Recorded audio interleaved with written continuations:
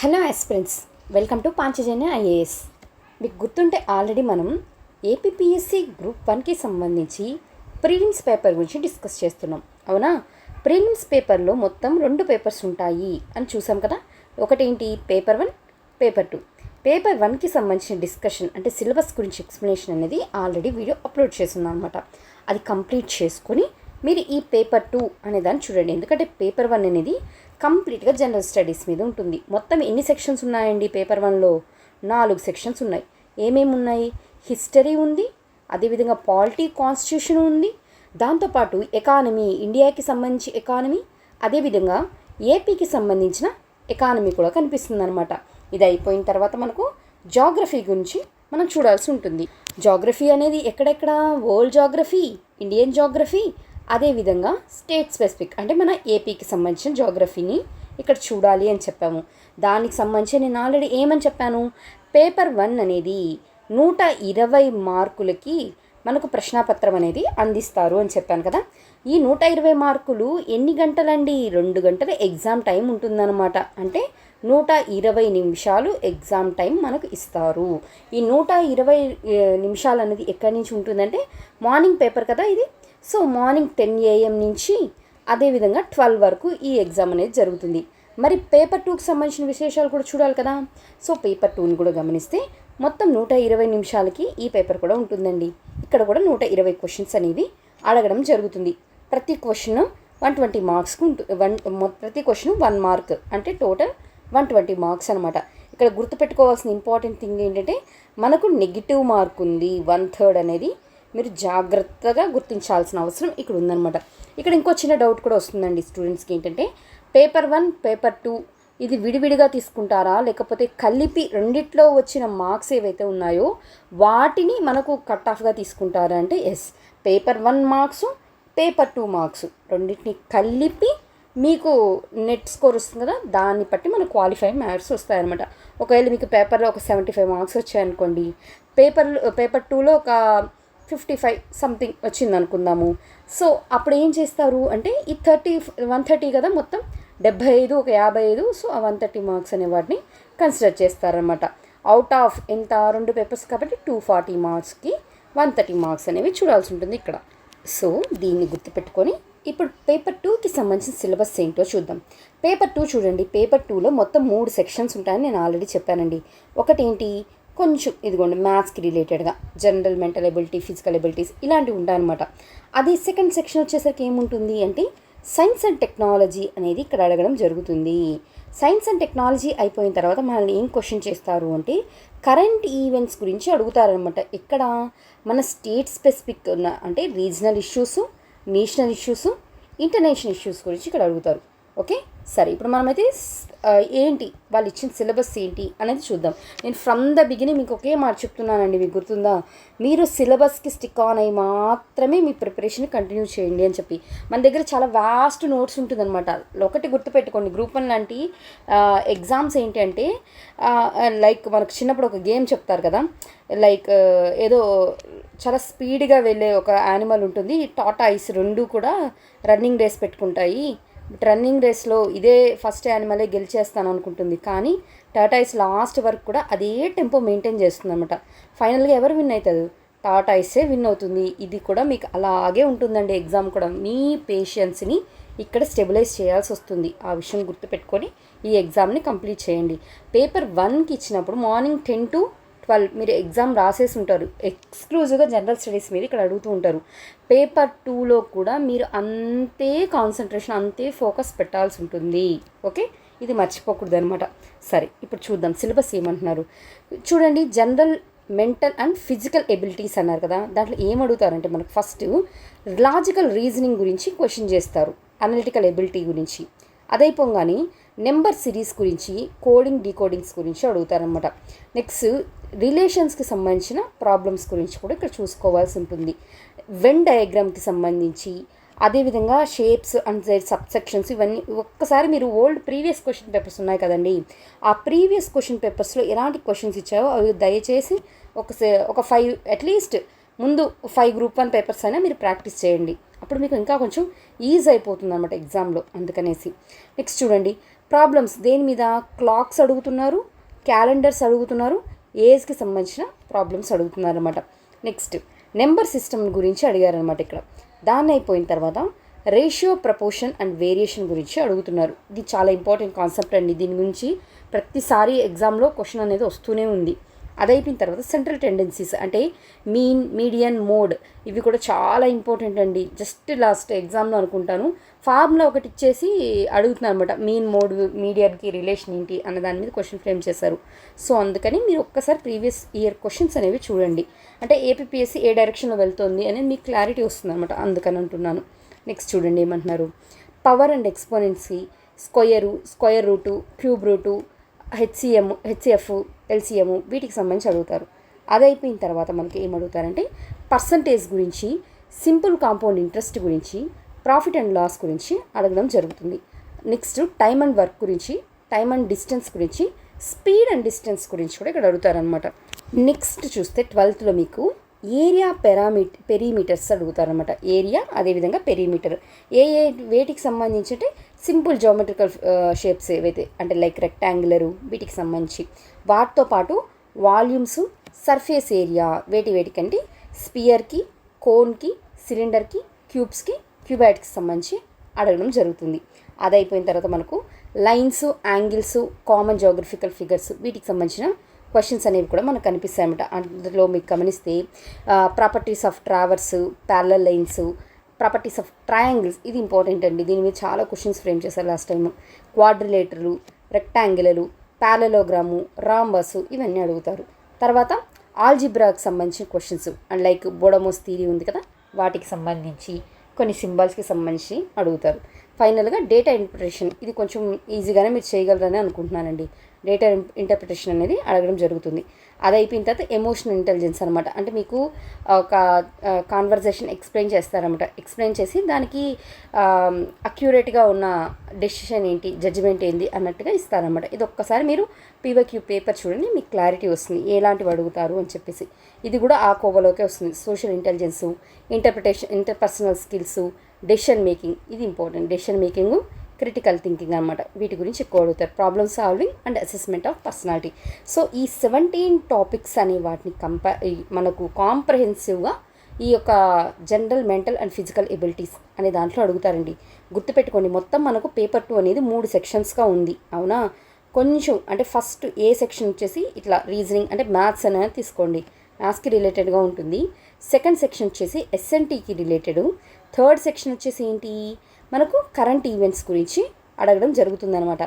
అంటే ఒక్కొక్క సెక్షన్ మనకు 40 మార్కులకి ప్రశ్నలు అనేవి ఫ్రేమ్ చేయడం జరుగుతుంది. సో మ్యాథ్స్కి సంబంధించి మనకు మొత్తం 17 టాపిక్స్ అనేవి వీళ్ళు ఇవ్వడం జరిగింది. అవునా, అంటే అప్రాక్సిమేట్గా ప్రతి టాపిక్ నుంచి మనకి ఎన్ని క్వశ్చన్స్ అనేవి ఫ్రేమ్ చేసే ఆస్కారం ఉందండి. ఇక్కడ ప్రతి టాపిక్ నుంచి మినిమం 3 క్వశ్చన్స్ అయితే ఫ్రేమ్ చేస్తారు. సో ఏ టాపిక్ని వదిలిపెట్టకండి, జాగ్రత్తగా అన్నిటినీ ఈక్వల్ ఇంపార్టెన్స్ ఇస్తూ మీరు చదవాల్సి ఉంటుంది. సరే, ఇప్పుడు ఎస్ఎన్టీకి సంబంధించి చూద్దాం ఏం సిలబస్ మెన్షన్ చేస్తున్నారు అనేది. గమనించని ఏమంటున్నారు, ఫస్ట్ సైన్స్ అండ్ టెక్నాలజీ అన్నారు. తర్వాత ఐసీటీ టెక్నాలజీకి సంబంధించి ఇన్ఫర్మేషన్ అండ్ కమ్యూనికేషన్ టెక్నాలజీ గురించి మాట్లాడారు. దాంతోపాటు స్పేస్ అండ్ డిఫెన్స్కి సంబంధించిన ఇష్యూస్ని మాట్లాడారు. ఇది అయిపోయిన తర్వాత ఎనర్జీ రిక్వైర్మెంట్ అండ్ ఎఫిషియన్సీ గురించి మాట్లాడారు. ఎన్విరాన్మెంటల్ సైన్స్ గురించి వీళ్ళు మాట్లాడడం జరిగిందనమాట. అంటే మొత్తం ఎన్ని టాపిక్స్ ఇచ్చారండి మీరు గమనిస్తే 1, 2, 3, 4, 5 టాపిక్స్ ఇచ్చారు. అవునా, మనం ఏమనుకున్నాము ప్రతి సెగ్మెంట్ నుంచి 40 మార్కులు రావచ్చు. ఇవన్నీ అజంప్షన్స్ అండి. ఇన్నే రావాలని కాదు, ఇంతకు మించి కూడా పెరగచ్చు. కానీ మ్యాక్సిమం దీనికే స్టిక్ ఆన్ అయిపోతారనమాట. ఎగ్జామ్ 70% ఇదే స్టిక్ ఆన్ అయ్యి తీసుకుంటారు. సో 40 క్వశ్చన్స్ అంటే ప్రతి టాపిక్ నుంచి వీళ్ళు దాదాపు 8 ప్రశ్నలు అనేవి అడగడానికి అవకాశం ఉన్న ఏరియా అనమాట. సో చూడండి ఎంత వెయిటేజ్ ఉందో ఈ పేపర్కి. సో అందుకనేసి మీరు మెయిన్స్కి సంబంధించిన సిలబస్ని కూడా దగ్గర పెట్టుకొని ఇలాంటివి ప్రిలిమ్స్ సిలబస్ని రెండింటిని పక్కన పెట్టుకొని కంపేర్ చేసుకుంటూ ఉంటే మీకు మెయిన్స్ ఈజీ అయిపోతుంది, అటు ప్రిలిమ్స్ కూడా ఈజీ అయిపోతుంది అనమాట. సరే, ఇప్పుడైతే చూద్దాం ఎస్ఎన్టీకి సంబంధించి ఏమంటున్నారు. Nature and scope of science and technology అంటే ఇక్కడ స్వభావానికి, స్కోప్కి సంబంధించిన ఫిగర్స్ని ఇవ్వడం జరిగింది. రిలవెన్స్ గురించి అడుగుతున్నారన్నమాట. ఏం రిలవెన్సు, ఎస్ఎన్టీ అనేది డే టు డే లైఫ్లో ఎలా రిలవెంట్గా ఉంది అనే టాపిక్స్ని ఇక్కడ మాట్లాడుతుంట. ఇక్కడ ఇంపార్టెంట్ థింగ్ ఏంటంటే నేషనల్ పాలసీ ఆన్ దేని మీద, సైన్స్ టెక్నాలజీ ఇన్నోవేషన్ మీద మన కేంద్ర ప్రభుత్వం ఎలాంటి పాలసీస్ తీసుకొచ్చిందో వాటి గురించి ఇక్కడ మాట్లాడడం జరుగుతుంది. దాంతోపాటు ఇన్స్టిట్యూట్స్ ఆర్గనైజేషన్ ఇన్ ఇండియా దేనికి సంబంధించి, in India promoting integration of science technology and innovation వాటికి సంబంధించి ఏవైతే ఇన్స్టిట్యూట్స్ ఏర్పాటు చేస్తున్నారో ఆ ఇన్స్టిట్యూట్స్ గురించి అండి. మీకు దయచేసి ఎస్ఎన్టీ చదివేటప్పుడు మీరు మన మెయిన్స్ సిలబస్ ఉంది కదా, మెయిన్స్ సిలబస్ని కూడా పక్కన పెట్టుకోండి. ఎందుకంటే చాలా టాపిక్స్ ప్రిలిమ్స్కి మెయిన్స్కి రిపీట్ అవుతున్నాయి, గమనిస్తూ వస్తే మీరు ఒకసారి. సరే, నెక్స్ట్ చూడండి ఏమంటున్నారు.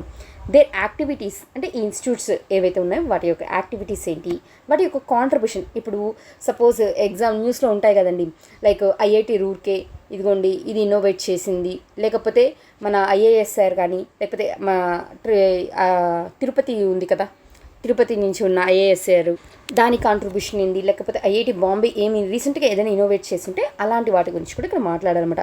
దాంతోపాటు ఇండియన్ సైంటిస్ట్స్ అంటే యుఆర్ రావు గారు, చాలామంది మీకు గుర్తుంటే మన సైంటిస్టుల లిస్ట్ ఉంటుంది చూడండి ఒకసారి నెట్లో కూడా, వాళ్ళందరి కాంట్రిబ్యూషన్ ఏముంది అది కూడా ప్రామినెంట్గా, అంటే అందరిది కాకపోయినా కొంతమందిని మనం ఇన్నోవేటివ్గా ఉంటుంది, అలాంటి సైంటిస్టుల యొక్క కాంట్రిబ్యూషన్ ఏంటి అనే దాన్ని కూడా మీరు ఒకసారి నోట్ చేసుకుంటే బాగుంటుంది అనమాట. సరే, ఇప్పుడు సెకండ్ సెగ్మెంట్ చూడండి ఏమంటున్నారు. ఇన్ఫర్మేషన్ కమ్యూనికేషన్ టెక్నాలజీకి సంబంధించిన విషయాలని ఇక్కడ అడుగుతుందన్నమాట. ఏమంటున్నారు, nature and scope of ICT గురించి అడుగుతున్నారు అనమాట. అదేవిధంగా ఐసీటీ డే టు డే లైఫ్లో ఎలా యూజ్ అవుతుంది, ఐసీటీ అండ్ ఇండస్ట్రీస్ గురించి, ఐసీటీ అండ్ గవర్నెన్స్, ఇలాంటి టాపిక్స్ మనకు మెయిన్స్లో చాలా ఇంపార్టెంట్ అనమాట. దాని గురించి ఎక్కువ ఎలాబరేట్గా మనం డిస్క్రైబ్ చేయగలం కాబట్టి అలాంటి టాపిక్స్.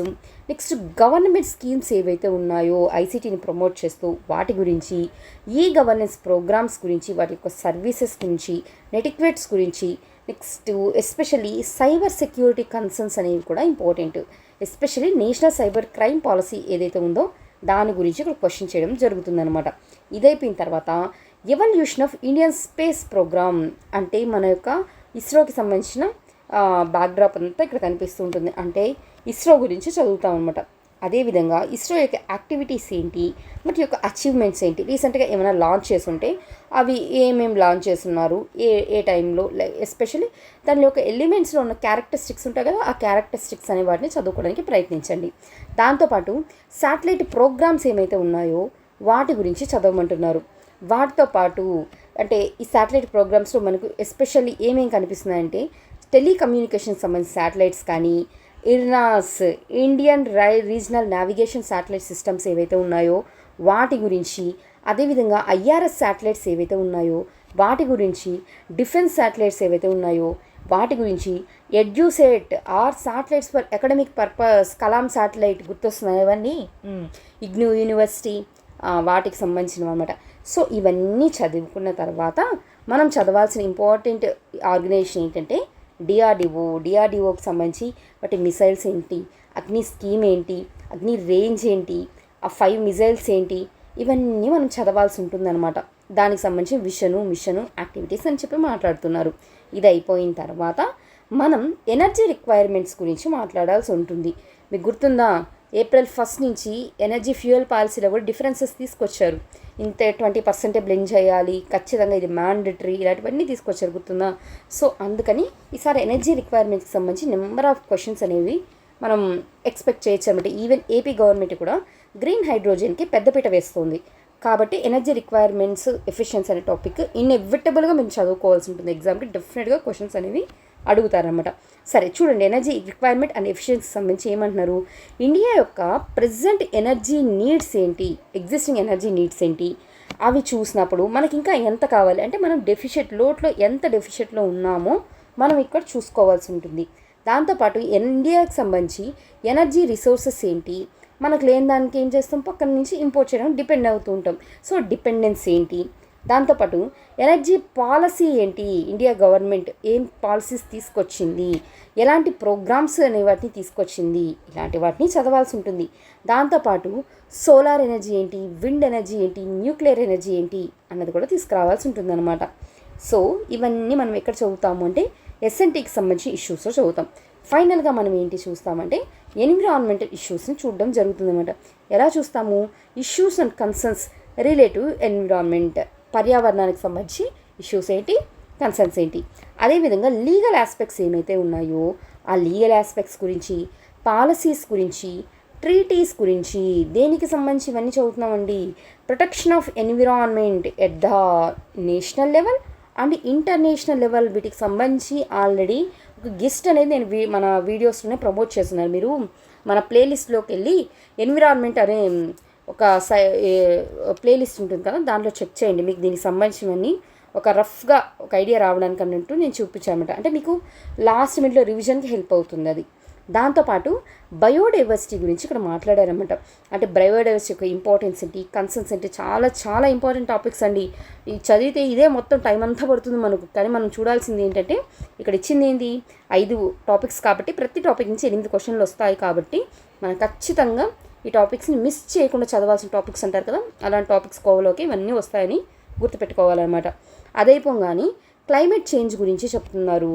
ఇంటర్నేషనల్ ఇనిషియేటివ్స్ ఏమున్నాయి, పాలసీస్ ఏమున్నాయి, ప్రోటోకాల్స్ ఏమున్నాయి, దానికి సంబంధించి ఇండియా యొక్క కమిట్మెంట్ ఏంటి అన్నది కూడా మనం ఇక్కడ చదవాల్సి ఉంటుంది అనమాట. దాంతోపాటు పర్యావరణంలో ఫారెస్ట్ అండ్ వైల్డ్ లైఫ్ని కూడా చదవాలి. ఎస్పెషలీ లీగల్ ఫ్రేమ్వర్క్ ఏముంది, ఫారెస్ట్ని వైల్డ్ లైఫ్ కన్జర్వ్ చేయడానికి ఏమేమి మెథడ్స్ తీసుకొచ్చారు, ఏమేమి ప్రోగ్రామ్స్ తీసుకొచ్చారు, ఇలాంటివన్నీ, ప్రాజెక్ట్ టైగర్ ఏంటి, ప్రాజెక్ట్ చీతా ఏంటి, ఇవన్నీ చూసుకోవాలన్నమాట.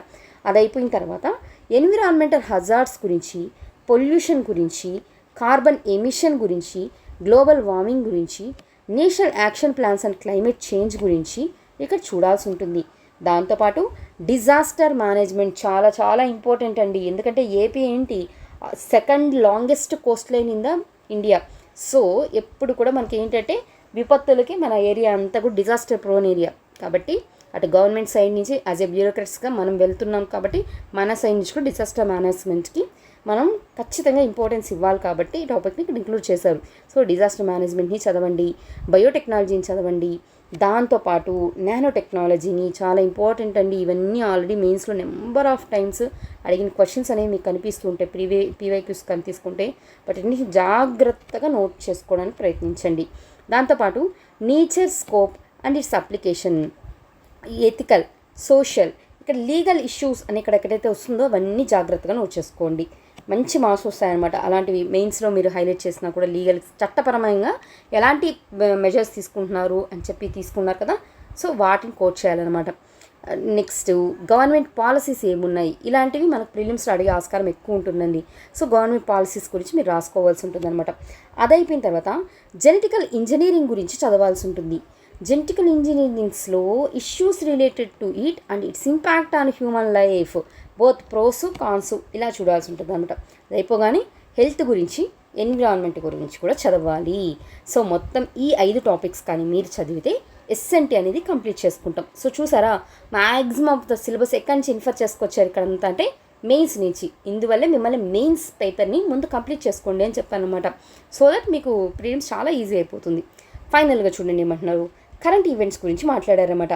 ఇక్కడ కరెంట్ ఈవెంట్స్కి సంబంధించి ఇక్కడ స్పెషల్గా ఏం మెన్షన్ చేయలేదంటే దానికి ఏం లేదని కాదు అర్థం, దాన్ని కన్ఫైన్ చేయలేరు కదా పర్టికులర్ పాయింట్లోని అని చెప్పి. సో మీరేం చేస్తారంటే నా సజెషన్ అనమాట, నా సైడ్ నుంచి వచ్చేది మీరు ట్రై చేయండి. స్టేట్ లెవెల్కి సంబంధించి అయితే నేనైతే ఈనాడు పేపర్ని మీరు డెఫినెట్గా, ఎస్పెషల్లీ ఎడిటోరియల్స్ వస్తూ ఉంటాయి కదా, ఆ ఎడిటోరియల్స్ని ప్రాక్టీస్ చేసుకుంటూ ఉండండి. ఏదైనా బర్నింగ్ టాపిక్ ఉంటే డెఫినెట్గా ఎడిటోరియల్ చాలా బాగా డిస్కస్ చేస్తారనమాట. అదేవిధంగా మెయిన్ పేపర్ ఉంటుంది కదా, మెయిన్ పేపర్లో పొలిటికల్ ఇష్యూస్ తీసేయండి. పొలిటికల్ ఇష్యూస్లో కూడా ఏదైనా ఎకనామికల్ పాయింట్ ఆఫ్ వ్యూలో ఛాలెంజ్ చేస్తూ ఉంటుంది కదా, అంటే ప్రతిపక్షం ఏదైతే రైజ్ చేస్తూ ఉంటుందో అలాంటి క్రిటిసిజంనే మన క్వశ్చన్ రూపంలో అడిగే అవకాశం ఉంటుంది. సో ఎస్పెషల్లీ అది పొలిటికల్ న్యూస్ అయినప్పటికీ ఫైనాన్షియల్ పరంగా ఏదైనా క్వశ్చన్స్ అనేవి రైజ్ అవుతూ ఉంటే అలాంటి ఇష్యూస్ని మీరు అర్థం చేసుకునే ప్రయత్నం చేయండి. ఓకే, తర్వాత ఇంకా ఏంటి అంటే మీకు లైక్ భవిత కాదు విద్య, చదువు వస్తుంది కదా, చదువులో కూడా ఒక్కొక్కసారి కొన్ని ఎంసీక్యూస్ ఇస్తూ ఉంటారు అనమాట. వీలైతే ఒకసారి రోజులో ఒక 10 minutes అలా కూర్చున్నప్పుడు ఈ ఒక 20 questions 10 questions అలా ప్రాక్టీస్ చేయడానికి చూడండి. ఎందుకంటే ఈ పేపర్ ఏమిటంటే నన్ను అడిగితే మిగతా ఉన్న అన్ని పేపర్స్లో కల్లా కొంచెం అథెంటిక్గా ఉంటుందండి. ఈ ఎంసీక్యూస్ వచ్చేసరికి అండి మీకు వీలైతే ఒక్కసారి వార్తాలో కూడా ఎంసీక్యూస్ వస్తూ ఉంటాయి. వార్తతో పాటు ఈ సాక్షి ఉంది కదా, సాక్షిలో కూడా చదువు బాగానే ఇస్తుంటారు. కాబట్టి ఈ చదువు గురించి ఒకసారి చూడండి. సో దట్ మీకు స్టేట్లో జరిగే విషయాలు ఏమైనా ఉంటే వాటి మీద మీకు క్లారిటీ వస్తుంది. ఇంకా నేషనల్ ఇంటర్నేషనల్ అంటే మీరు ఎలాగో యూపీఎస్సీకి చూస్తారు కదా, ఆ మోడల్లోనే చూడండి. సో మీకు ఈ టాపిక్ అనేది పెద్ద ప్రాబ్లం అవ్వదు. ఒక్క ఏపీ రీజనల్ ఇష్యూస్ ఏంటి అన్నప్పుడు ఇది చూడండి. ఇంకా మీరు అడిషనల్గా చూస్తాను అంటే సోషియో ఎకనామిక్ సర్వే చెప్పాను కదా ఆల్రెడీ. ఈ నాకు తెలిసి మనకు ఎగ్జామ్ జరిగే లోపల వైట్ పేపర్స్ కానీ ఇలాంటివి ఏం రాకపోవచ్చు. ఎందుకంటే క్యాపిటల్కి సంబంధించి చట్టబద్ధత మొన్నే పార్లమెంట్లో వచ్చింది కదా. So maximum of the focus అనేది రాజధాని ప్రాంతం మీదే కన్ఫైన్ అవుతూ ఉంటుంది. కాబట్టి ఇంకా ఇంత రాకపోవచ్చు అనుకుంటున్నాను. బికాస్ గవర్నమెంట్ ఫామ్ అయి కూడా దాదాపు 2 years అయిపోతుంది కదా. సో ఈ స్టాటిస్టిక్స్ ఇలాంటివి పక్కన పెట్టేసి మీరు ఏం చేస్తారంటే మన సోషియో ఎకనామిక్ అవుట్లుక్ ఉంది కదా, ఈ సోషియో ఎకనామిక్ సర్వే తీసుకొని దాంట్లో మొత్తం చాప్టర్స్గా ఇచ్చుంటారండి. మీరు ఒకసారి కానీ చూస్తే దాంట్లో చాప్టర్ 1కి సంబంధించి జనరల్ అని ఇచ్చుంటారనమాట. అంటే మిగతా ఉన్న 7 చాప్టర్లో ఏమేమి టాపిక్స్ ఉంటాయో అవన్నీ ఇక్కడ కంప్రైజ్ చేస్తుంటారు. వీలైతే అది చదవండి అంతే. ఇంకా అంతకు మించి వెళ్ళకండి. ఎందుకంటే ఇది వోల్టాలిటీ. మీరైనా నేనైనా ఇంకొకరైనా సరే పర్టికులర్గా ఇదే అని చెప్పేంత ఉండదు. కొన్ని టాపిక్స్ గెస్ట్ చేయగలము వీలైతే, అంతేగాని మిగతా వాటిలో ఉన్నంత సబ్జెక్టివిటీ అనేది కరెంట్ ఈవెంట్స్లో మనం తీసుకురాలేం. సో అందుకని బట్ రోజు జరిగే డైలీ యాక్టివిటీస్ ఏమైతే ఉన్నాయో డైలీ ఈవెంట్స్ కానీ వాటి మీద ఫోకస్ చేయండి డెఫినెట్గా. బట్ అపార్ట్ ఫ్రమ్ దట్ మీరు ఎక్కువ దాని గురించి ఫోకస్ చేయడం అనేది నా దృష్టిలో ఏంటంటే అది వేస్ట్ ఆఫ్ టైం అనమాట. సో దాన్ని తీసేసి ఇప్పుడు దాకా నేను చెప్పాను కదా ఎస్ఎన్టీ ఎలా, జనరల్ ఎబిలిటీ ఎలాగా, వాటి మీద ఫోకస్ చేయాలన్నమాట. Okay right. అంటే మీకు గుర్తుంటే ఇప్పటివరకు నేను ఏం చెప్పాను, ప్రిలిమ్స్కి సంబంధించి కంప్లీట్గా 2 పేపర్స్ ఏమున్నాయి అనేది డిస్కస్ చేశాను. అంటే మీకు మార్నింగ్ ఆఫ్టర్నూన్, మీరు మార్నింగ్ 10 o'clockకి ఎగ్జామ్లో సెంటర్లోకి ఎంటర్ అయినప్పుడు ఏ అయితే ఫోకస్ ఉండాలో ఆఫ్టర్నూన్ 4 o'clockకి బయటకు వచ్చేంత వరకు కూడా అదే ఫోకస్ని మెయింటైన్ చేయండి. వీలైతే తీసుకెళ్ళి ఫోన్లు అన్నీ పక్కన పడేసేయండి అంతే. మీ ఎగ్జామ్ అయిపోయేదాకా మీరు ఈవెన్ రాసిన క్వశ్చన్ కూడా చెక్ చేయొద్దు అక్కడ. ఎందుకంటే ప్రతి మినిట్ ఇంపార్టెంట్ కాబట్టి రిస్క్ తీసుకోవద్దు. నన్ను అడిగితే మీరైతే ఈ ప్రాక్టీస్ అనేది చేయండి. ఫస్ట్ నేను చెప్పాను కదా, ఫస్ట్ రౌండ్ అంతా కూడా మీకు 100% నాకు ఇది తెలుసు అన్నది మాత్రమే ఇవ్వండి ఆన్సరు. తర్వాత మళ్ళీ సెకండ్ రౌండ్కి రండి. సెకండ్ రౌండ్కి వచ్చి సెకండ్ రౌండ్లో 50% నేను ఇక్కడ వైల్డ్ గెస్ తీసుకోగలను, వైల్డ్ గెస్ కాదు నాకు ఇది పర్ఫెక్ట్గా తెలుసు బట్ నేను డిసైడ్ చేసుకోలేకపోతున్నాను అన్నప్పుడు 50% ఇవ్వండి, ప్రాబ్లం లేదు దాంట్లో. ఈవెన్ ఒక 3 questions మీకు మైనస్ అయినా సరే ఒక 6 అయినా కరెక్ట్ అవుతాయి కదా, మరి అంత వైల్డ్ గెస్ అయితే చేశారు కదా. సో అందుకని అనమాట. సో ఆ విధంగా అంతే, ఇంతవరకే స్టిక్ ఆన్ అయిపోండి. ఇంతకు మించి మాత్రం వెళ్ళొద్దు. ఇంతకు మించి వెళ్తే మాత్రం నెగిటివ్ మార్క్స్ పడిపోతాయి. అనవసరంగా లిస్ట్లో పేరు లేక తర్వాత చాలా బాధపడాల్సి వస్తుంది. సో అలాంటిది ఏం చేయదు. ఏం కాదు అంటే ఇప్పటికి ప్రిపేర్ అయిన వాళ్ళు, ఇంకా కొత్తగా వచ్చే వాళ్ళు ఇలాంటివి టెన్షన్స్ అసలు మైండ్లో పెట్టుకోవద్దు. ఎందుకంటే అందరికీ పేపర్, ఎవరికి ఇచ్చిన పేపర్ మనకి ఇచ్చారు, మనం రాయాలి అంతే తప్ప ఇంకా ఏది రాకూడదు అనమాట థాట్. సో అందుకని నెగిటివ్స్ పోకుండా మాత్రమే ఫోకస్ చేయాల్సి ఉంటుంది. ఓకే. కానీ జనరల్ స్టడీస్కి వచ్చినప్పుడు మాత్రం నేను ఫస్ట్ చెప్పాను కదా, హిస్టరీ, పాలిటీ, తర్వాత ఎకానమీ, నెక్స్ట్ జాగ్రఫీకి సంబంధించి నేను ఆల్రెడీ మీకు టాపిక్ వైజ్ కూడా చెప్పాను. ఎట్లా హిస్టరీకి సంబంధించి ఎన్ని టాపిక్స్, ఎకానమీకి సంబంధించి ఎన్ని టాపిక్స్, జాగ్రఫీకి సంబంధించి ఎన్ని టాపిక్స్ అన్నాను. హిస్టరీకి సంబంధించి చెప్పాను కదా 6 topics, polity 6 topics, economy 5 topics, geography 4 topics అని చెప్పాను. సో మొత్తం మీరు ఇక్కడ ఎన్ని క్వశ్చన్స్ వస్తాయి, 120 క్వశ్చన్స్ వస్తాయన్నమాట. అదేవిధంగా పేపర్ 2కి సంబంధించి పేపర్ 2లో ఏమేమి క్వశ్చన్స్ అనేవి ఫ్రేమ్ చేస్తున్నారు, మ్యాథ్స్ ఫ్రేమ్ చేస్తున్నారు. మ్యాథ్స్తో పాటు ఎస్ఎన్టీ అనే దాన్ని ఇక్కడ ఇస్తున్నారు. ఎస్ఎన్టీతో పాటు కరెంట్ ఈవెంట్స్ ఇస్తున్నారు అన్నమాట. సో యాజ్ ఏ ఆస్పిరెంట్ నేనేం చెప్తున్నానంటే కరెంట్ ఈవెంట్స్ అనేది మనకి సిలబస్ అనేది మెన్షన్ చేయలేదు కాబట్టి మీరు డైలీ చూసుకోవాల్సి ఉంటుంది. దాన్ని ఎవ్వరూ కాదనేదే లేదు. మ్యాథ్స్కి సంబంధించి మొత్తం 17 టాపిక్స్ ఇచ్చారు అన్నాను. సో ప్రతి టాపిక్ నుంచి 3 క్వశ్చన్స్ అయితే ఫ్రేమ్ చేస్తారు డెఫినెట్గా. అది టేక్ ఇట్ ఫర్ గ్రాంటెడ్గా తీసుకోండి. నెక్స్ట్ ఎస్ఎన్టీకి సంబంధించి మొత్తం కూడా 5 టాపిక్స్ అనేవి ఇచ్చారు అని చెప్పాను. సో 5 ఈచ్ టాపిక్ నుంచి 8 క్వశ్చన్స్ అయితే ఫ్రేమ్ చేస్తారన్నమాట. అంటే ఇక్కడ మీకు మొత్తం 120 మార్క్స్కి పేపర్ అనేది ప్రిపేర్ చేయబడుతుంది. ఈ విషయం గుర్తుపెట్టుకోవాలి. సో దాన్ని బట్టి మీరు చూసుకోండి ఒకసారి జిఎస్లో. అంటే ఈచ్ క్వశ్చన్కి సంబంధించి ఇక్కడ ఈచ్ సెగ్మెంట్ ఎన్నండి 120 అంటే ప్రతి సెగ్మెంట్ కూడా 30 మార్క్స్ వేసుకోండి. 30 మార్క్స్ వేసుకుంటే జాగ్రఫీలో మీకు 5 క్వశ్చన్స్ అడిగే, హిస్టరీలో 5 క్వశ్చన్స్, పాలిటీలో ఒక 5, ప్రతి టాపిక్ నుంచి 5 అడిగే ఛాన్స్ ఉంది.